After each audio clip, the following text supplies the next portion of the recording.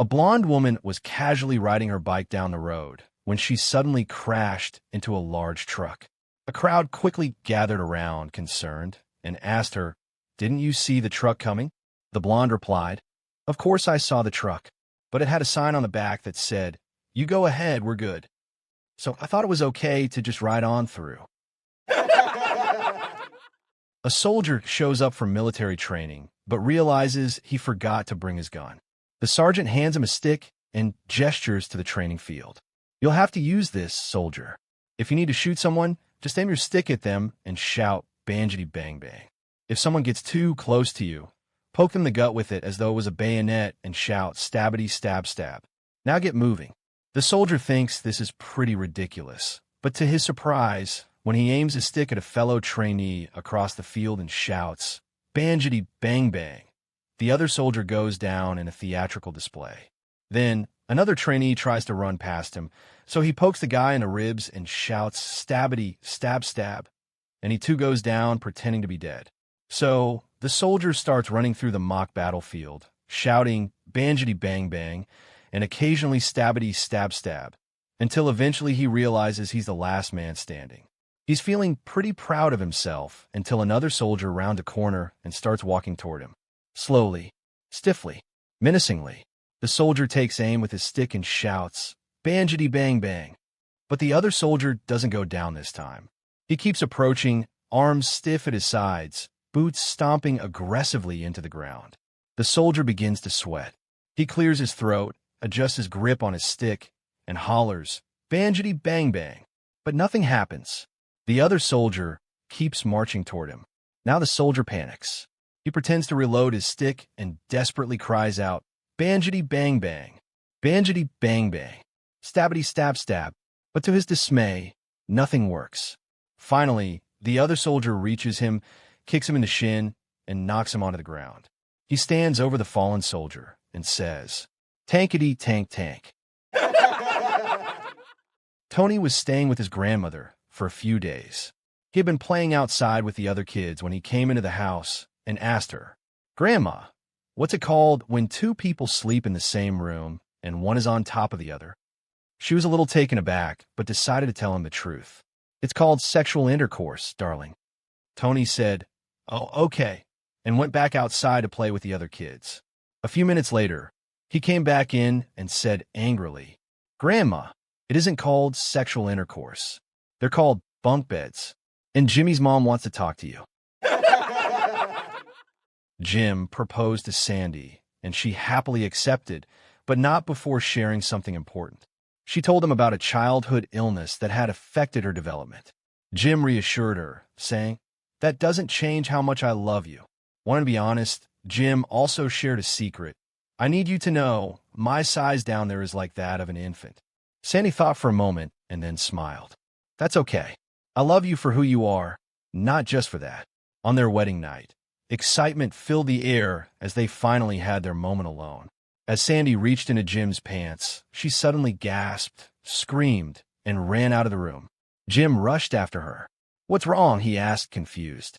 Catching her breath, she stammered, "You said it was the size of an infant." Jim grinned.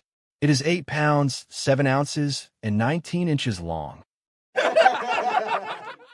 When a new dentist set up in town, he quickly acquired a reputation of being the painless dentist. However, a local little girl called Veronica disputed his claim. "He's a fake," Veronica told her friends. "He's not painless at all. When he stuck his finger in my mouth, I bit him, and he screamed like anyone else." A travel agent looked up from his desk one afternoon and noticed an elderly couple standing outside his office window. They were quietly admiring posters of tropical beaches, luxury resorts, and breathtaking destinations around the world. Something about them touched his heart. Business had been excellent lately, and on impulse he walked outside and invited them in. "I'd like to do something special for you," he said with a smile. "I'm sending you on a dream vacation. Flights, hotel, everything is covered." The couple was stunned. After a little convincing, they gratefully accepted. A few days later, they were off on the trip of a lifetime. Weeks passed. Then one afternoon, the elderly woman returned to the travel agency. The agent immediately recognized her. "Welcome back," he said. "Tell me everything. How was the vacation?" Her eyes lit up. "Oh, it was wonderful. The flight was amazing, the hotel was beautiful, and everyone treated us like royalty." The travel agent smiled proudly. "I'm so happy to hear that." The woman nodded. "Yes, it was absolutely perfect." Then she leaned closer and lowered her voice. "There's just one thing I've been wondering about." The agent looked concerned. "What was that?" The little old lady pointed toward a photo from the trip and asked, "Who was that elderly gentleman they kept putting in my room every night?" Johnny was waiting for his mother to come out of the grocery store. As he waited, he was approached by a man who asked, "Son, can you tell me where the post office is?" The boy replied, "Sure. Just go straight down this street a couple of blocks and turn to your right." The man thanked the boy kindly and said, "I'm a new pastor in town. I'd like for you to come to church on Sunday. I'll show you how to get to heaven." The little Johnny replied with a chuckle, "You're bullshitting me, right? You don't even know the way to the post office." A mother and her young son were flying on Southwest Airlines from Kansas City to Chicago. The boy, staring out the window, asked, "Mom, if big dogs have baby dogs and big cats have baby cats, why don't big planes have baby planes?" The mom, stumped, said, "Why don't you ask the flight attendant?" So he did. The attendant smiled and asked, "Did your mom tell you to ask me that?" The boy nodded. "Yes, she did." The attendant replied, "Well, you tell your mom there are no baby planes because Southwest Airlines always pulls out on time." There was an old country sheriff who always said, "It could have been worse." No matter what happened, the old sheriff always had the same answer. It could have been worse. One day, two deputies in the sheriff's office answered an emergency call at a farmhouse. When they walked in, they found the nude bodies of a man and a woman in the bedroom. They had been shot to death. When they went to the living room, they found the body of a man with a gun at his side. "No doubt about it," one deputy said to the other.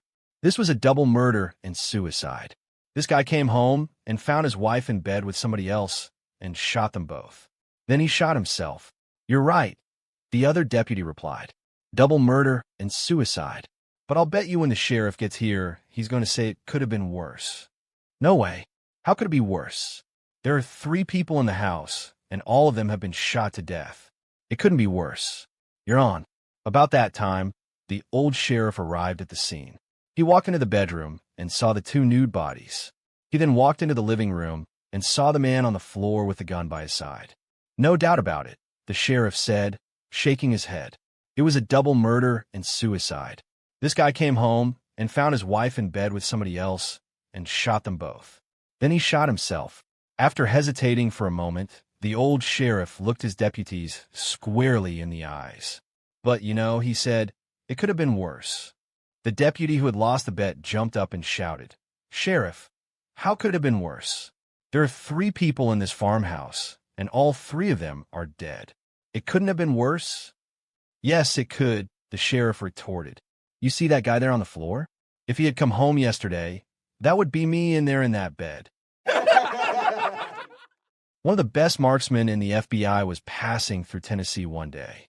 Everywhere he saw evidence of the most amazing shooting. On trees, on walls, and on fences, there were numerous bullseyes with a bullet hole in the dead center.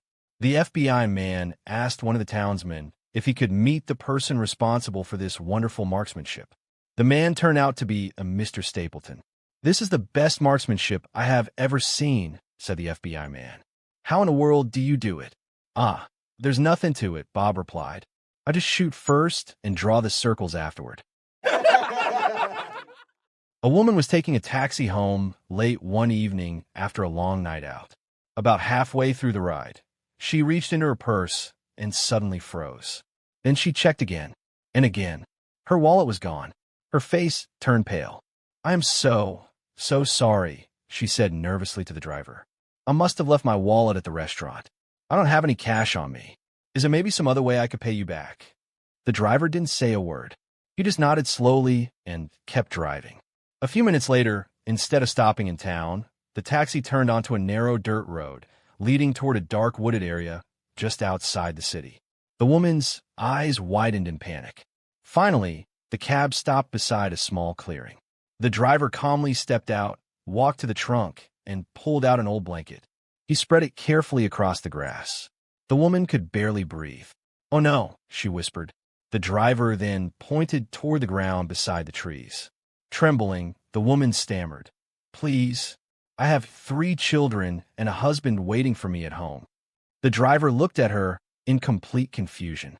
"And I've got 30 hungry rabbits waiting for dinner," he snapped. Then he shoved a flashlight into her hands and said, "Now quit standing there and start pulling grass." A young woman was spending New Year's Eve far away from home for the very first time. Feeling lonely, she stopped at a small neighborhood bar and asked the bartender if she could borrow the phone to call her family and wish them a happy new year. The bartender smiled apologetically. "Normally I'd say yes, but holiday rates are expensive tonight. It'll cost a few dollars." Her face fell. "I don't have any money with me," she admitted. "I was really hoping to hear my family's voices." The bartender thought for a moment. Then he grinned and said, "Tell you what, come around behind the counter. Maybe we can work something out." Relieved, she hurried behind the bar. The bartender pointed toward a large old-fashioned intercom speaker sitting on a shelf beneath the counter. "Go ahead," he said. "Put your mouth close to that." Without hesitation, she leaned down toward the speaker and cheerfully said, "Hi, Mom. Can you hear me? Happy New Year." The bartender burst out laughing. So much for my attempt at a practical joke. Sometimes the funniest moments happen when kindness meets complete innocence. A wealthy old man was lying on his deathbed when it occurred to him that he had never made a will. So, he called his lawyer to help him draft one. The next day, the lawyer arrived, and the old man said, "I want 25% of my money to go to charity. After all, I've taken so much, I should give something back." "How generous of you," the lawyer replied. "I'll make sure that happens right away. I also want 25% to go to my son. He's been waiting for the day he could get his hands on my money," the old man added. "Okay, I'll make sure he gets 25%, the lawyer responded. "And the rest should go to my wife on the condition that she remarries after I die," the old man said. The lawyer, a bit puzzled, asked, "Okay, I'll make sure that happens. But may I ask why you want her to remarry? It's a rather unusual request." The old man grinned and said, "I want to make sure at least one man regrets my death." Sister Mary was teaching her first-grade class about Adam and Eve. With a warm smile, she explained, "God created Adam first.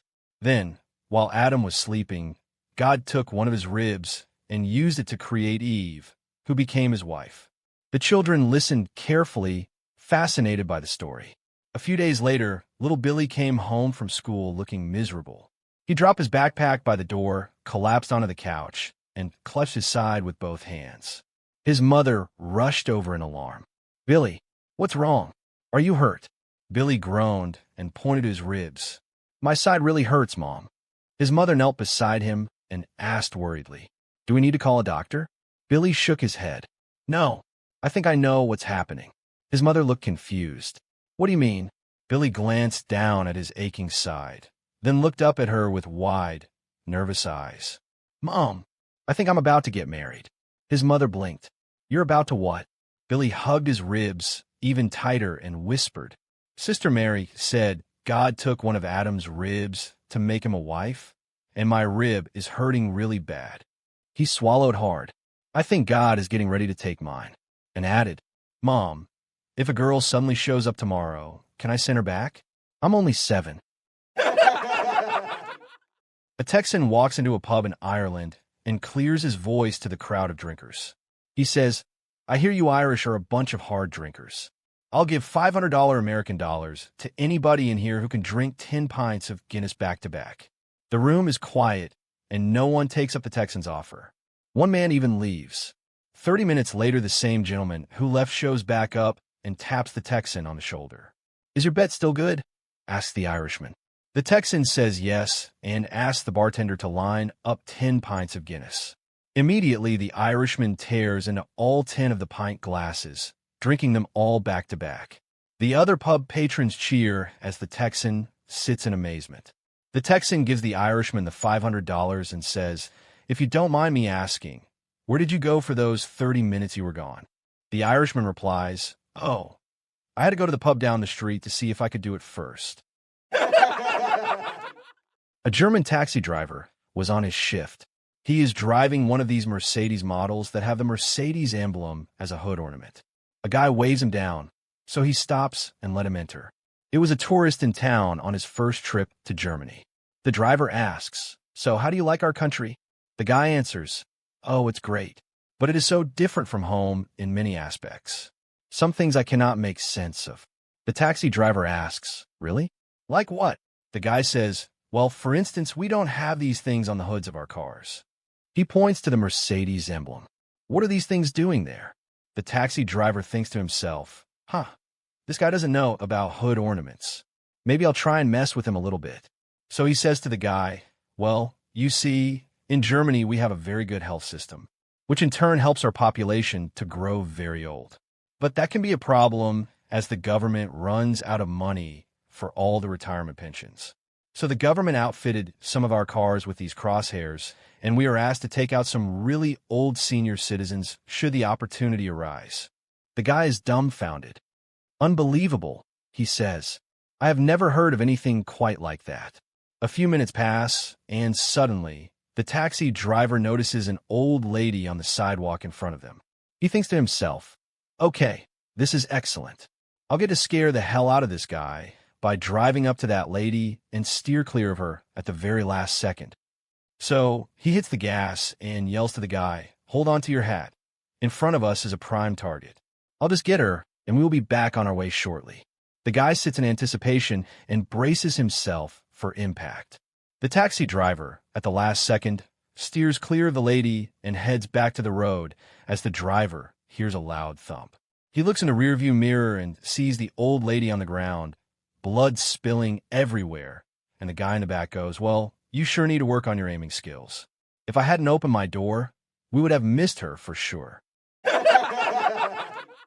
So, Jane asked the private detective she had hired, did you trail my husband? Yes, ma'am. I did.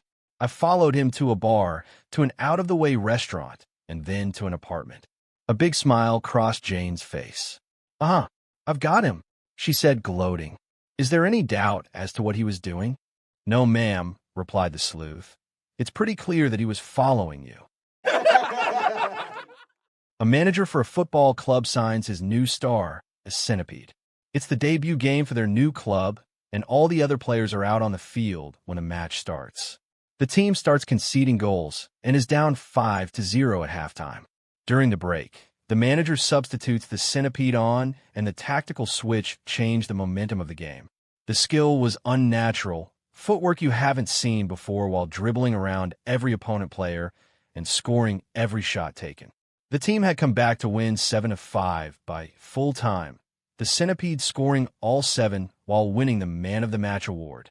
During the post-match interview, the press asked the Centipede, that was an amazing second half for you and your team, coming back like that to win after that halftime deficit. It certainly looks like you're fitting into your new squad well. However, with that ability and goal-scoring prowess, is there a reason why you didn't start the match? Thanks. Air. Yeah, I was still putting on me boots. A guy walked into a small drugstore one afternoon, trying to look casual. He wandered around for a moment, pretending to browse the shelves, then finally stepped up to the counter. The young woman working there smiled politely and asked, "Can I help you?" He cleared his throat and said quietly, "Yeah, I need to buy some condoms." "Of course," she said, completely professional. "What size?" The man blinked. "Size?" "Yes," she replied. "Small, medium, large, that sort of thing." He scratched his head, suddenly embarrassed. "Honestly, I don't know." The girl thought for a second, then held up one finger. "About this big?" The man shook his head. "Bigger." She held up 3 fingers. "This big?" He hesitated. "Smaller." She held up 2 fingers. The man looked relieved and pointed. "Yes, that's it." The cashier nodded seriously. Then she put the 2 fingers in her mouth for a moment, pulled them out, and said, "Medium." Oxygen and potassium went on a date. It went okay. Oxygen and magnesium went on a date. The other chemicals were like, OMG. Two noble gases went on a date. There was no reaction. Two protons went on a date. There was no attraction. Hydrogen and chlorine went on a date. They felt a little sour after it. Hydrogen and nitrogen went on a date. They had a basic night out. Sodium and chlorine went on a date. There was a salt. Potassium and water went on a date. It was lit. One morning, a woman walked into work wearing a short skirt and feeling confident as she made her way through the office. As she passed one of her coworkers, he suddenly stopped, looked at her, and said, "Your hair smells really nice today." The woman froze. Her expression changed immediately. Without saying another word, she turned around and marched straight into her manager's office. The manager looked up from his desk, surprised. "Is everything all right?" he asked. "No," she snapped. "I want to file a sexual harassment complaint." The manager sat up. "A sexual harassment complaint? What happened?" She crossed her arms and said, "One of my coworkers just told me my hair smells nice." The manager blinked. "Your hair smells nice?" "Yes." He frowned, trying to understand.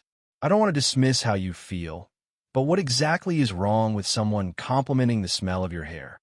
The woman leaned forward, furious, and said, "He's a midget." A man is in a hospital wearing an oxygen mask over his mouth. "Nurse," he mumbles, "are my testicles black?" The nurse lifts up his gown, holds his penis in one hand and his testicles in the other. She takes a close look and says, "There's nothing wrong with them, sir." The man pulls off his oxygen mask, smiles at her, and says very slowly, "Thanks for that. It was lovely, but listen very carefully. Are my test results back?"